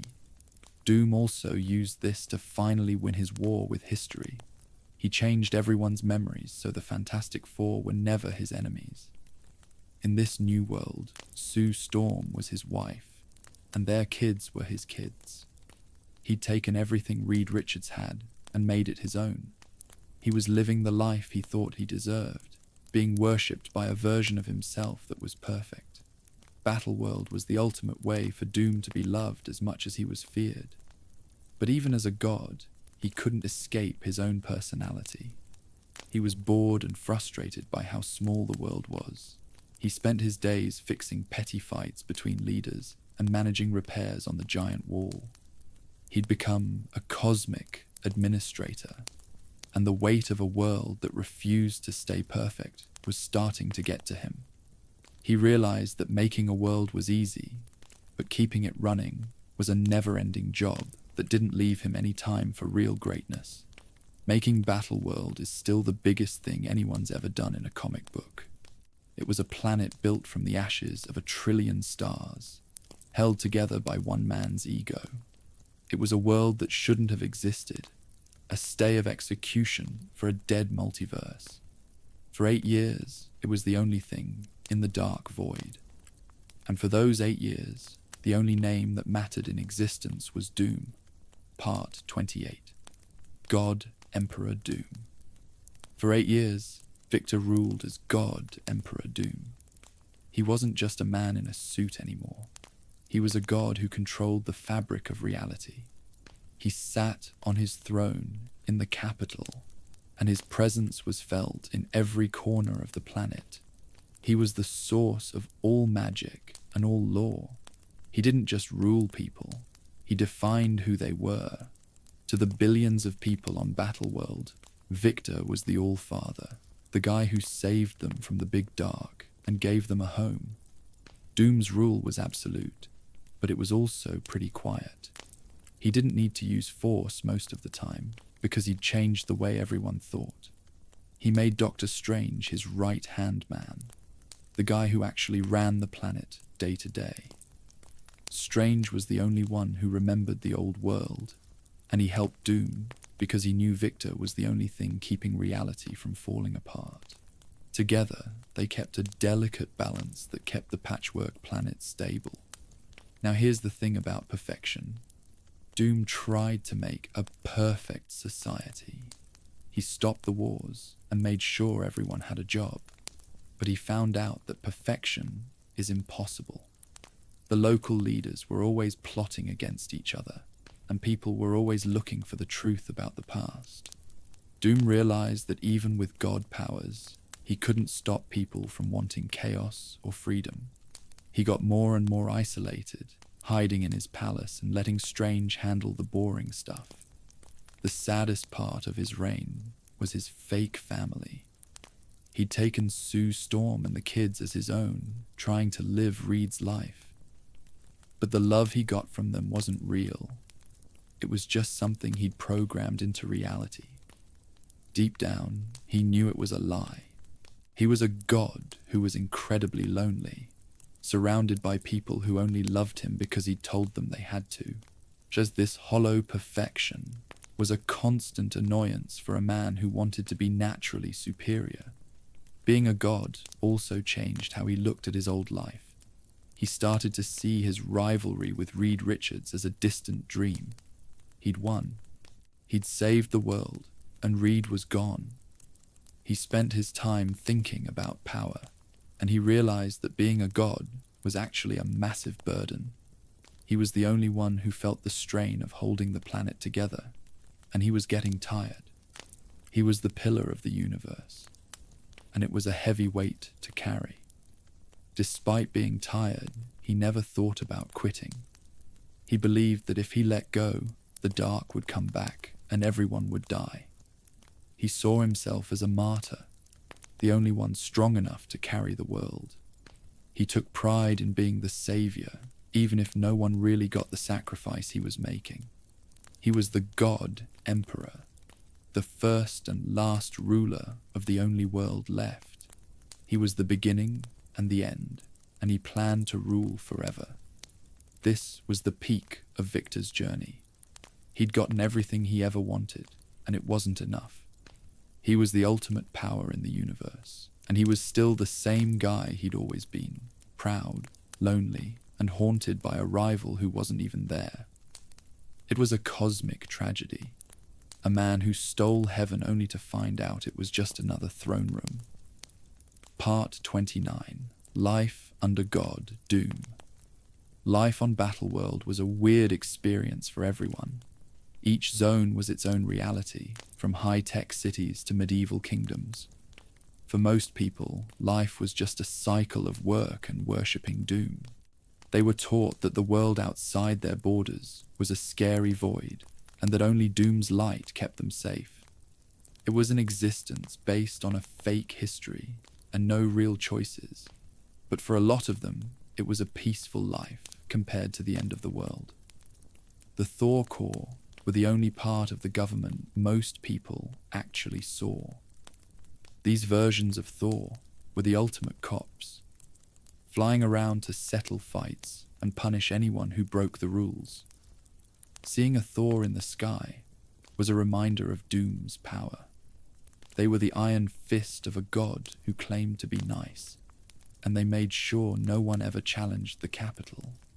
They were the symbols of the order Doom had forced onto the mess of the multiverse. Now here's where it gets dark. Underneath all that order, people were starting to get uneasy.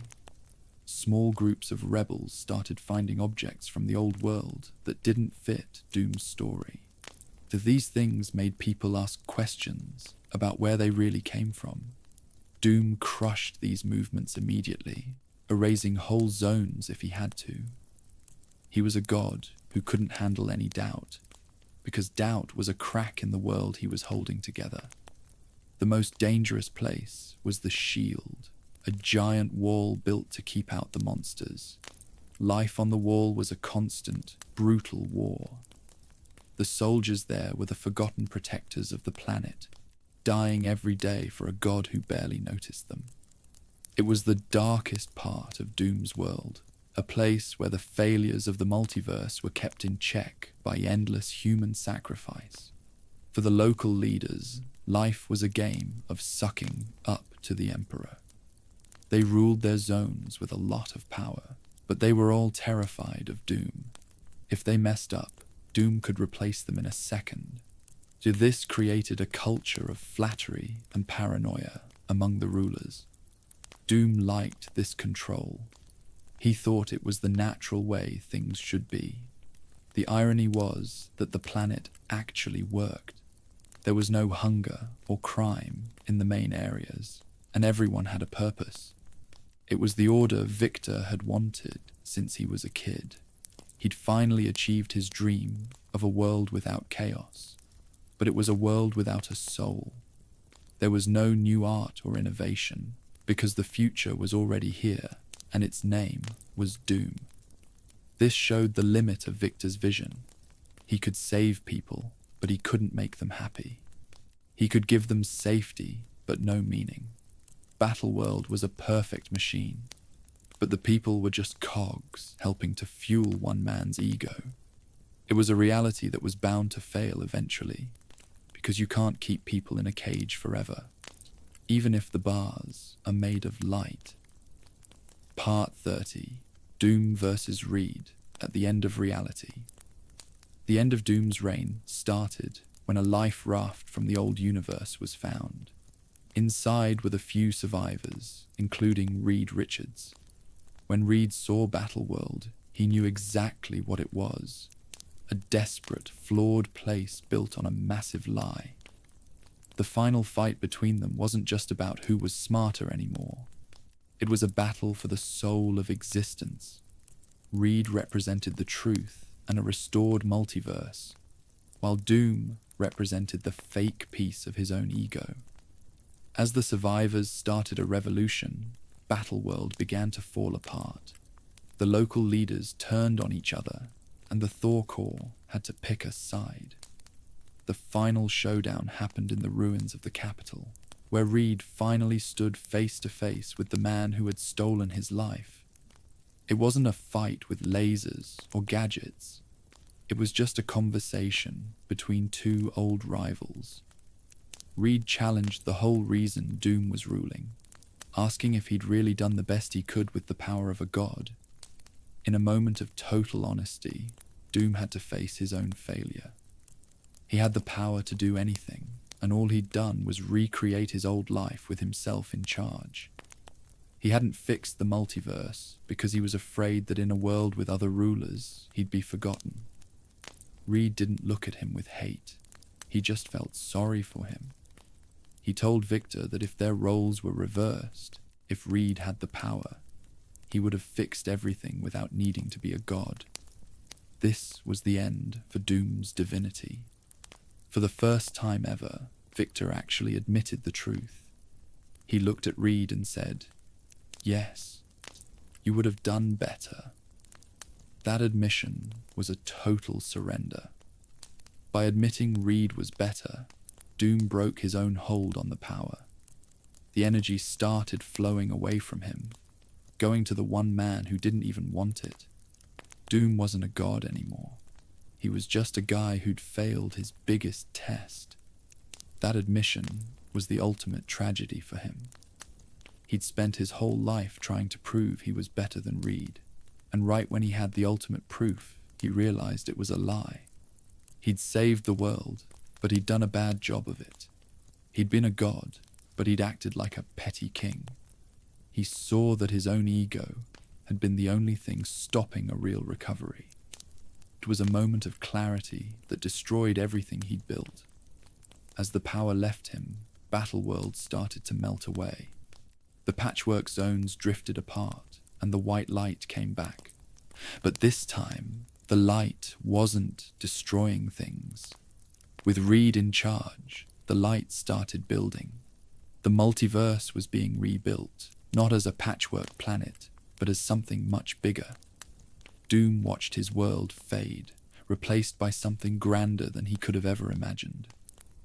This final fight is the heart of the whole story. It proved the rivalry was never about power. it was about character. Doom had the power to save everyone, but he wasn't the right guy for the job. Reed was. It was the final judgment on Victor's path. It was a reminder that even the biggest genius is nothing if he can't look past his own shadow. Part 31. Fall of God, Emperor Doom. The fall of God, Emperor Doom, was total. As the power moved to Reed Richards, Victor felt the weight of the universe disappear. He wasn't the sun or the law anymore. He was kicked off his throne and found himself in the ruins of his city, just a normal guy in a broken suit. The world he'd held together for 8 years was gone, replaced by the light of a new multiverse. He was a survivor of a dead world, watching a new one being born that he had no part in making. But Reed did something Victor didn't expect. He didn't kill him or lock him up. He showed him a level of mercy that was almost mean, because it was so generous. As Reed fixed the multiverse, he also fixed the one thing that had always driven Victor crazy. He healed Victor's face. When the light faded and Victor found himself back in a restored Latveria, he felt his skin and realized the scars were gone. He was a whole man again, given a second chance by the rival he'd spent his life trying to ruin. The fall was a massive shock to his system. He'd been the master of everything, and now he was just the king of a small country again. The power was gone, and he was stuck with the fact that he was inferior to Reed. He spent weeks just staring at himself in the mirrors of his castle, trying to figure out how he was supposed to be this handsome man instead of the monster he'd been for so long. He felt like Reed had stolen his anger by taking away his scars. This was a big time for reflection. He looked at his life and saw a loop of ego and failure. He realized that every time he tried to be a god, he fell because of who he was. He saw that his obsession with Reed had been the anchor holding him back.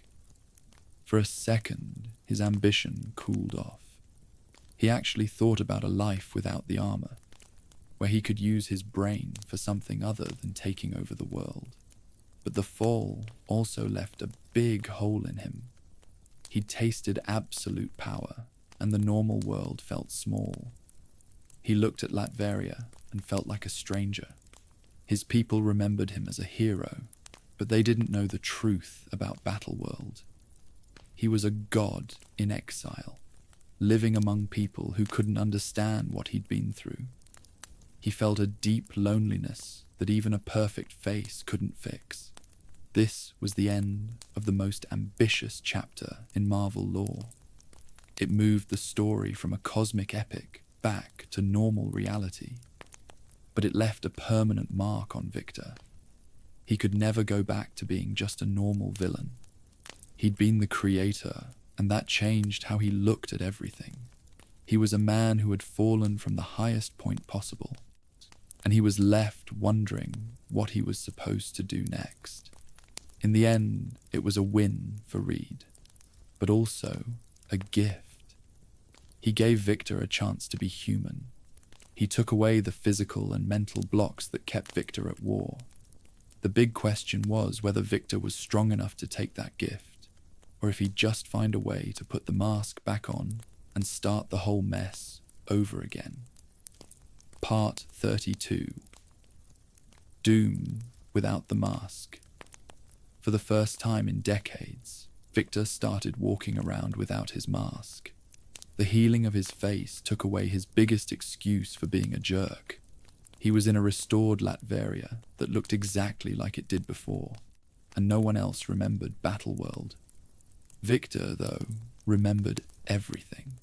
He walked around his capital in expensive suits instead of iron armor. He looked like a billionaire instead of a cosmic tyrant. He was a guy trying to live in a world he'd once held in his hands. Life without the mask was a constant fight with his own pride. Even with a perfect face, Victor felt exposed. He'd spent so long hiding in a shell that being human felt dangerous. He found it hard to talk to people who weren't afraid of him, and he struggled with the boring parts of running a country. He was trying to reinvent himself, but he still had the ego of a god. He spent his days in his labs, looking for a new goal that didn't involve conquering reality. Now here's the thing. This part of his life actually had some dignity to it. He tried to use his brain to help Latveria in new ways. He focused on green energy and medical tech that he actually shared with the world. He was trying to prove he could be a great man without being a monster. He even reached out to some old enemies to try and build some respect. He was testing the waters of being a good guy, seeing if the world would accept a version of him that didn't want to be a god. But the problem was that no one trusted him. The world's governments and heroes thought the new face was just a trick. Every time he gave a gift to humanity, the Avengers looked for the catch. This really frustrated Victor. He felt like he was being punished for his past even when he was trying to change. He realized that a face can be fixed, but a reputation is a lot harder. He started to feel like the world needed him to be the villain, whether he liked it or not. Not having the mask also made him face his own mortality. He felt the passage of time and how fragile his body was. Without the armor or the god powers, and he was just a brilliant guy with a limited life. This was a new kind of fear for him. He'd outlived the multiverse, and now he was worried about a heart attack. He started studying how to stop aging, his old need for control coming back in a very personal way. Ultimately, Doom without the mask was a guy in the middle. He was stuck between the god he'd been and the man he was trying to be. He was a guy with a huge brain and a lot of pride, trying to find a spot in a universe that had already moved on. He was a king without a war, and he was slowly realizing that the hardest thing to conquer wasn't the multiverse, it was himself. The mask was gone, but the man underneath was still a mystery. Part 33, Doom as Iron Man. The weirdest turn in Victor's story happened after the Second Civil War. Tony Stark was in a coma, when the Iron Man's spot was open. Victor saw a chance to be a hero for real. He built a new suit that was a mix of his own tech and Stark's style. He called himself the infamous Iron Man. He took to the sky to fight the same villains he used to call friends. He wasn't doing it for the fame. He was doing it to prove he could be the hero the world needed. As Iron Man, Victor was incredibly efficient. He didn't make jokes like Tony, and he didn't care about the spotlight. He was a silent guardian, taking out criminal groups before the Avengers even knew there was a problem. He was using his brain to manage the world's safety, which was a habit from his dictator days, but pointed at a good cause. He felt a weird satisfaction in being the hero, even if the other heroes wouldn't give him any credit. But here's the problem. The superhero community hated it. The Avengers, especially Ben Grimm, were sure Victor was up to something. They hunted him and tried to take the suit away. Victor was surprisingly patient. He didn't hit back with everything he had. He just tried to explain himself. He was a man who had seen the end of everything and wanted to balance the scales. He wanted to use his second chance for something good. His time as Iron Man was also about dealing with his own past. He was trying to live up to Tony's legacy while dealing with his own ghosts. He found that being a hero was actually harder than being a villain because it required empathy, something he'd spent his whole life ignoring. He struggled to connect with the people he was saving. He saw them as stats to be protected rather than people to be loved. He was a hero on paper, but he still had a cold heart. Despite everyone rejecting him, Victor's time as Iron Man was a real attempt to change. He stopped using his magic for himself and focused on defending the planet. He even started mentoring some younger heroes. He was trying to build a new name for himself, one that didn't involve the name Dr. Doom. He was a guy in a metal shell, but he was trying to make that shell a symbol of hope. This era proved that Victor was capable of being different. He had the brain and the will to be Earth's best protector. But the world has a way of pulling you back. The redemption of Victor Von Doom was a fragile thing. It was an experiment that was bound to fail as soon as the old pressures came back. It was a nice try, but the shadow of his past was just too long. From Part 34, Rejection of Heroism. The hero experiment ended in a bad way. During a fight with some magical villains, Victor was caught in an explosion that scarred his face all over again. The healing Reed had given him was gone in a second.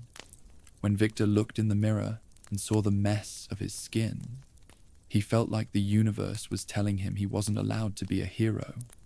He saw the return of the scars as a sign that he'd been rejected by reality itself. This led to a total mental collapse. Victor realized that no matter what he did, the heroes would never trust him. He'd always be Dr. Doom to them.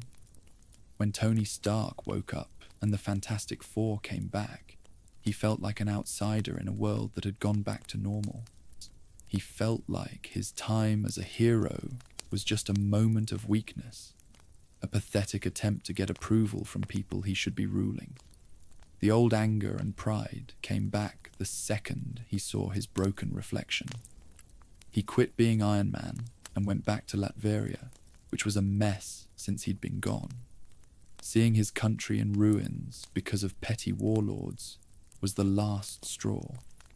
He realized the world didn't need a hero who followed the rules. It needed a master who made them. He saw his time as a hero as a big mistake. He put the iron mask back on, not as a disguise, but as a statement. He was Dr. Doom again, and he was done asking for permission. So here's where it gets dark. This wasn't just about power anymore. He didn't just want to be a bully. He genuinely believed he was the only thing stopping humanity from killing itself.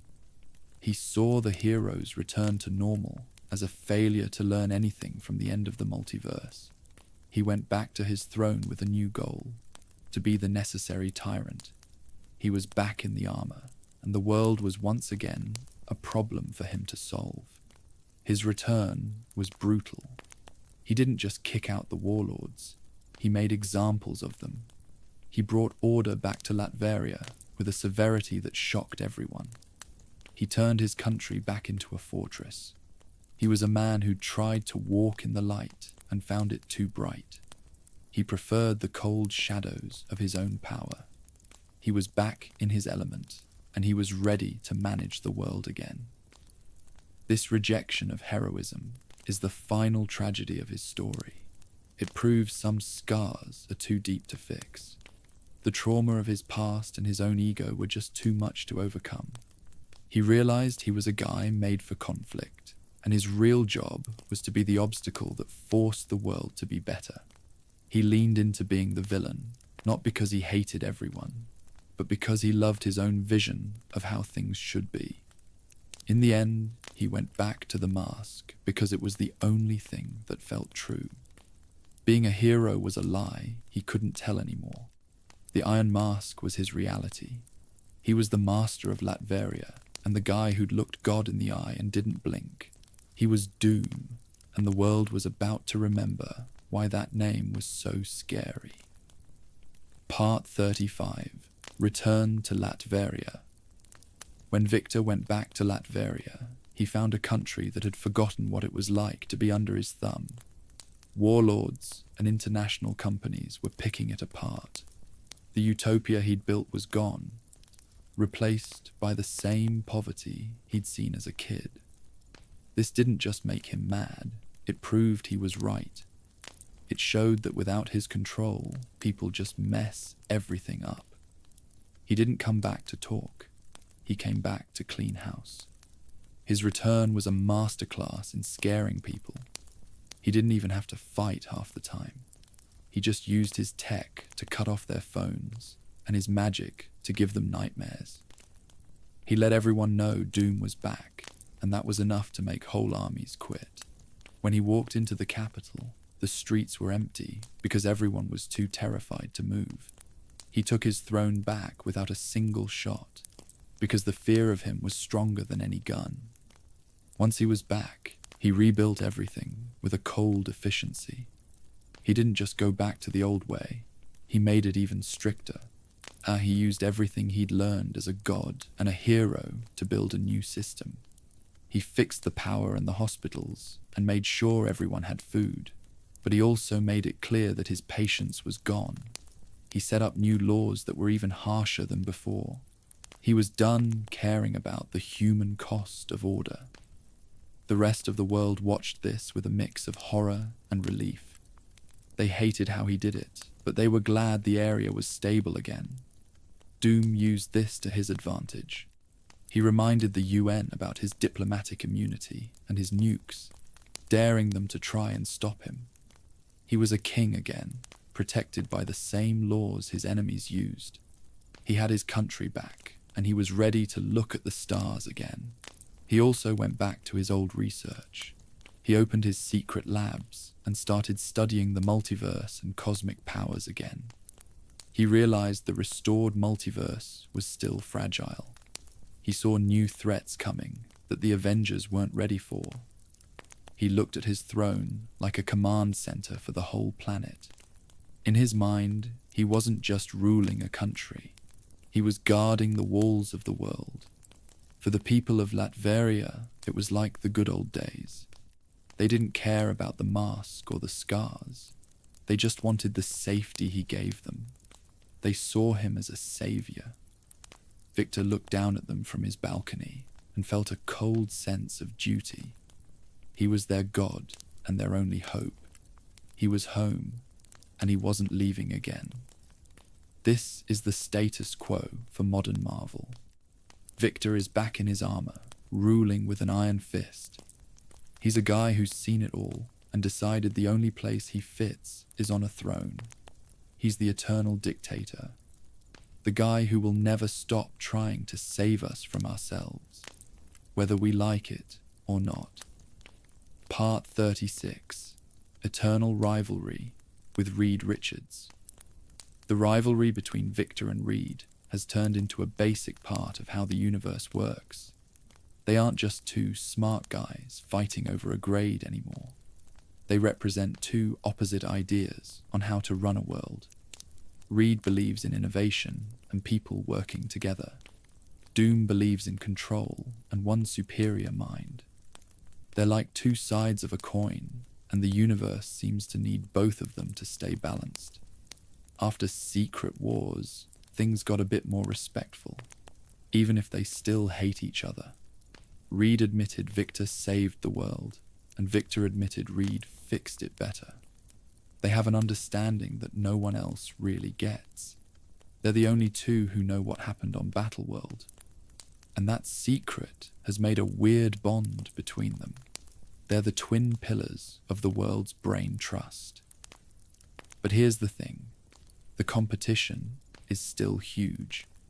Victor still stays up all night, trying to prove his magic is better than Reed's science. Every time Reed makes a breakthrough, Doom tries to top it. He doesn't want to kill Reed, he wants to beat him. He needs Reed to exist because without him, Doom would have no one left to challenge him. Reed is the only one whose opinion Victor actually cares about. Reed looks at Victor as his biggest failure. He blames himself for the accident and for not being able to help his old friend. He's always trying to find a way to bring Victor back to being a hero, even though he knows it's a lost cause. He sees how great Victor could be and is sad that his ego always ruins it. For Reed, it's a tragedy about a lost friend. For Victor, it's a war for the future. This rivalry happens in every reality.